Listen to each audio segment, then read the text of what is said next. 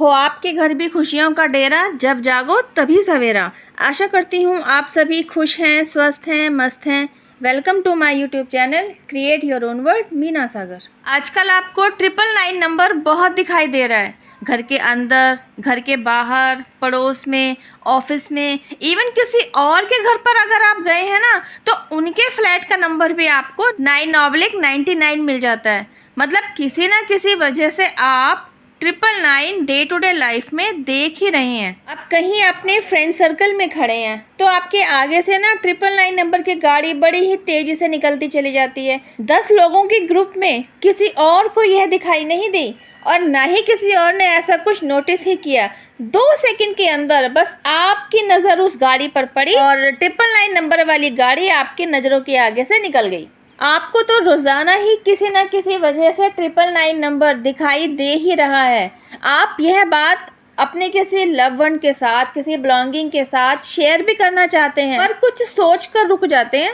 आपको भी है वही रोग, क्या कहेंगे लोग। आप सोचते हैं कि जिन लोगों के साथ आप यह अनुभव शेयर करेंगे, कहीं वे आपको पगला दीवाना ना समझने लगे, कहीं वे ये ना कह दें कि आपको तो नंबर का फोबिया ही हो गया है। मतलब किन्हीं नेगेटिव धारणाओं के चलते आप अपनी मन की बात कहीं शेयर ही नहीं कर रहे होते, लेकिन अंदर ही अंदर परेशान ज़रूर हो रहे हैं कि यह सब कुछ आखिर आपके साथ ही क्यों हो रहा है। क्यों यह 999 नंबर आपके पीछे पड़ा है। यह 999 नंबर आपसे क्या कुछ कह रहा है। आखिर इस नंबर की गुत्थी क्या है। यह तो बात हुई कि एक पर्टिकुलर नंबर आपके साथ साथ चल रहा है। अब जानते हैं in between, during this period आपकी लाइफ में क्या चल रहा होता है कि आप यह नंबर बार बार देख रहे होते हैं। अपनी अपनी लाइफ की सिचुएशंस के साथ ना आप ज़रा रिलेट कीजिएगा कि ड्यूरिंग दिस पीरियड ना आपकी लाइफ में क्या कुछ चल रहा था जब आप 999 नंबर देख रहे थे। एक्चुअली 999 नंबर का आपके द्वारा बार बार देखा जाना इस बात का संकेत दे रहा होता है कि आपकी लाइफ में ना कहीं कोई ऐसा पैटर्न आपके साथ चलता ही चला आ रहा था जिसे आपने रिसेंटली ही ब्रेक कर लिया है। चलिए पहले समझते हैं पैटर्न के बारे में। पैटर्न क्या है गाइज? ऐसी कोई कहानी जो पीढ़ी दर पीढ़ी ना आपके घर परिवार में कोई ना कोई सिचुएशन के तहत चलती ही चली आ रही थी। माँ की अपनी बेटी के साथ अनबन, या पिता और पुत्र का आपस में मनमुटाव, या भाई बहन का आपस में रिश्ता सही नहीं चलेगा। इनमें से कोई भी एक सिचुएशन ऐसी थी जिसकी जड़ ना आपकी पीढ़ी में कहीं दबी हुई थी। यह एक ऐसी जड़ थी जिसे हीलिंग की ज़रूरत थी। अब बात आती है कि आपने इस पेनफुल चेन को कैसे पहचान लिया। हुआ यूँ, आपका जन्म एक संयुक्त परिवार में हुआ, मतलब जॉइंट फैमिली। एक ऐसा परिवार जहाँ न केवल पापा चाचा ही साथ रहा करते थे, बल्कि दादा और आपके दादा के भाई की फैमिली भी साथ में ही रहा करती थी।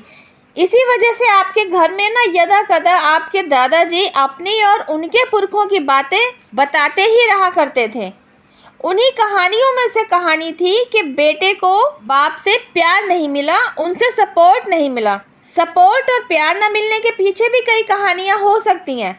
आप अपने अपने सिचुएशंस के साथ रिलेट कर सकते हैं। 1-2 कहानी मैं बता देती हूँ। पुत्र की आयु 4 से 5 वर्ष रही होगी कि पिता की मृत्यु हो गई।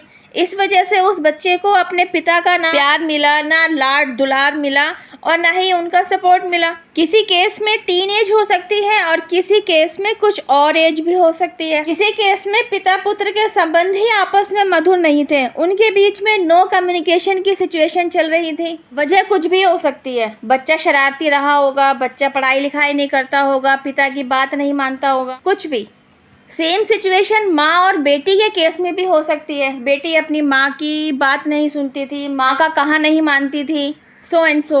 ये वो कहानी थी जो पीढ़ी दर पीढ़ी ना आपके घर परिवार में चलती चली आ रही थी और किसी को समझ ही नहीं आ रही थी। Nobody was aware of this कि उनकी पीढ़ी में कोई इस तरीके की प्रॉब्लम चलती चली आ रही है। You were the first one who has recognized this।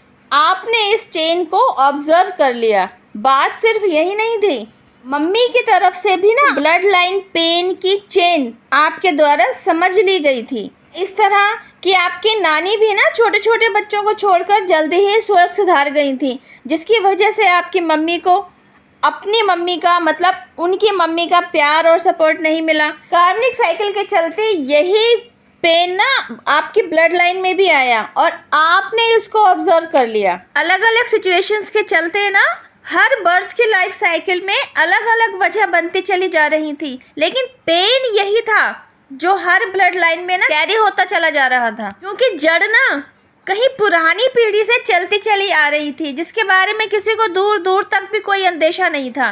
Because you were in awakening process, आप अवेकनिंग प्रोसेस से गो थ्रू हो रहे थे और आप खुद को हील कर रहे थे, तो आपको इस चेन के बारे में पता चला और आपने इस चेन को ब्रेक करने का इनिशिएटिव लिया। आपको समझ में आया हीलिंग की ज़रूरत तो सभी को है। हमें हीलिंग की ज़रूरत है ताकि हम फिज़िकल वर्ल्ड और स्पिरिचुअल वर्ल्ड के साथ तालमेल बैठा पाएँ, और आपके एंसेस्टर्स को हीलिंग की ज़रूरत इसलिए है ताकि उनकी मोक्ष प्राप्ति का रास्ता साफ हो सके।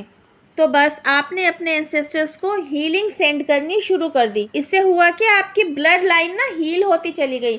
आपकी ब्लड लाइन में अब तक जो भी पेन आ रखा था ना, वह सब समाप्त होता चला गया। आपकी हीलिंग प्रोसेस की वजह से ना जो कार्मिक साइकिल का पैटर्न आपके परिवार में रिपीट होता चला आ रहा था ना, जिसे आपने पहचान लिया था, तो आपके द्वारा उस साइकिल को ब्रेक कर लिया गया। आपकी वजह से ही यह कार्मिक साइकिल ब्रेक हो पाई।